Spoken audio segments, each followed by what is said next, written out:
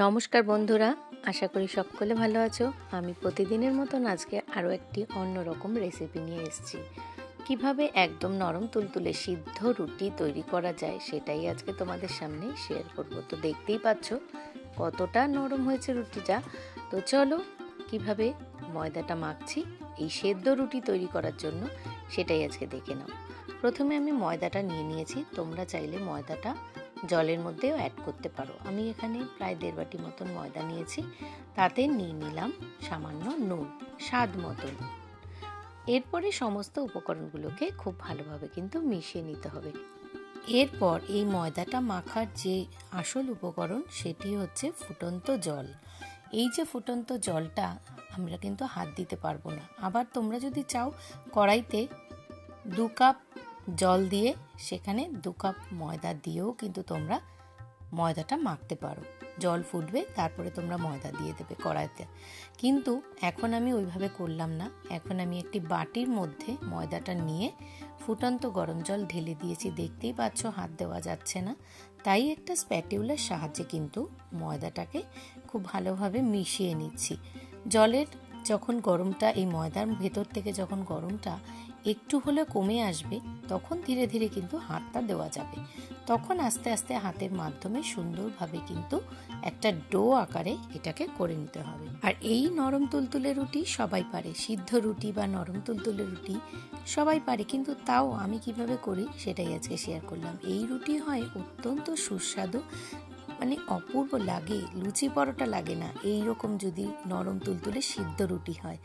তো দেখতে থাকো কিভাবে আমি রুটিটা করছি। ময়দাটা কিন্তু আমার এখানে মাখানো হয়ে গেছে। এবার এটাকে আমি রেস্টিং টাইমের জন্য রেখে দেব প্রায় 15 মিনিট। ঢাকা দিয়ে রেখে দিয়েছি। ঢাকা 15 মিনিট পর খুলে এখন আমি এই ময়দাটা থেকে লেচিগুলো কেটে নেব। যাদের যেরকম রুটির সাইজ ঠিক সেভাবেই কিন্তু লেচিটা কেটে নিতে হবে। ভিডিওটা চলতে চলতে একটা কথা বলে রাখি, যারা আমার পরিবারে আজকে নতুন তাদেরকে জানাই অসংখ্য ভালোবাসা। যদি তোমরা নতুন হয়ে থাকো আমার এই ভিডিওটিতে পাশে থাকা বেল নোটিফিকেশনটা অন করে আমার বন্ধু হয়ে যাও। আর যদি আমার ভিডিওটা ভালো লাগে তাহলে একটি লাইক দিয়ে কমেন্ট করে পাশে থেকো। তো দেখো এখানে কিন্তু আমি লেচিগুলো একদম তৈরি করে নিয়েছি। আর রুটি করার সময় কিন্তু এইরকমভাবে সুন্দরভাবে কিন্তু গোল গোল করে একটু করে নিলে কিন্তু জিনিসটা খুব ভালো হয়, রুটিটাও কিন্তু গোল হয়। তো চলো এবার হচ্ছে রুটিটা কিভাবে করছি সেটা দেখে নাও। আশা করি কম বেশি রুটি করতে সবাই পারে, কিন্তু এই সিদ্ধ রুটির করার একটু প্রসেসটা আলাদা, কারণ এটা একটু সফট থাকে, তাই সুন্দরভাবে কিন্তু জিনিসটাকে বেলতে হবে। তো দেখো এখানে কিন্তু আমার পুরোপুরি একটি রুটির গোলা পুরোপুরি রেডি। তোমরা যে যেরকম খাও, কেউ যদি পাতলা রুটি খাও তো পাতলা করতে পারো, কেউ যদি মোটা খাও মোটা করতে পারো। দেখেছো রুটিগুলো কিরকম ফুলছে। তো এর পরের রুটিটাও আমি ঠিক এইভাবেই করছি। তো এই রুটিটা আমি আগের রুটিটা করলাম ছাঁকনিতে ছেঁকে, আর এই রুটিটাকে করা হবে তখন এপিঠ ওপিঠ, প্রথম পিঠটা কম ভেজে দ্বিতীয় পিঠটা আর একটু বেশি ভেজে, তারপর যেই পিঠটা চাটুর দিকে থাকবে সেইটাকে কিন্তু গ্যাসের ওপর দিলেই সুন্দর করে বলের মতো ফুলে উঠবে। অপূর্ব লাগে না গরম গরম ফোলা তুলতুলে রুটি খেতে। চলো পরের রুটিটা কিভাবে করছি দেখে নাও। 2-3 রকম প্রসেস কিন্তু আমি দেখিয়ে দিলাম। আর এখন ভাজছি তাওয়াতে। প্রথম পিঠটা 3 থেকে 4 সেকেন্ড, তারপরের পিঠটা 6 থেকে 7 সেকেন্ডের মতন, তারপরেরটা একটু বেশি সময় নিলেই কিন্তু রুটিটা অনায়াসে খুব সুন্দর গোল হয়ে ফুলে উঠবে। তো একটু সময়গুলো মেনটেন করে যদি তোমরা করো, যদি একটু বড় রুটি হয় সেক্ষেত্রে কিন্তু সময়টা আরও একটু বেশি লাগবে।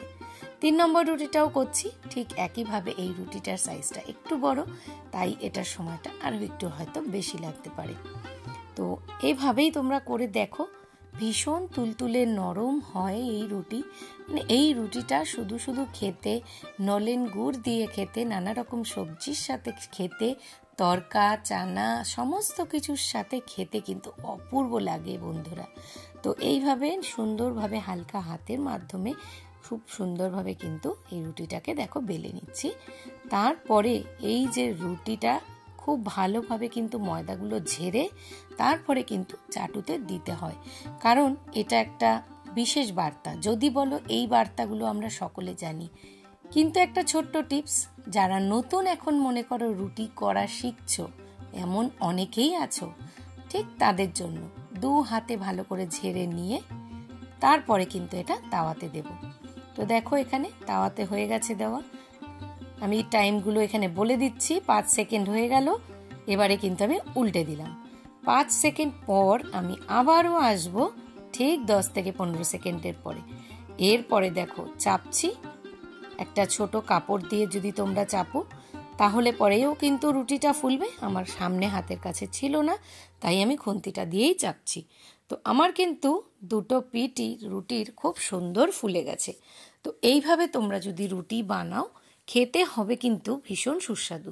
তো তোমাদের কেমন লাগছে এই রুটি বানানোর প্রসেসটা? সিদ্ধ রুটি, নরম তুলতুলে রুটি কেমন লাগছে অবশ্যই কমেন্টের মাধ্যমে জানাবে। আর দেখো কেমন হয়েছে, একদম সফট, তুলার মতো নরম, একেবারেই নরম রুটি, যেটা একদম মানে কি বলবো, তোমরা দেখে হয়তো বুঝতে পারছো যে কতটা নরম হয়েছে।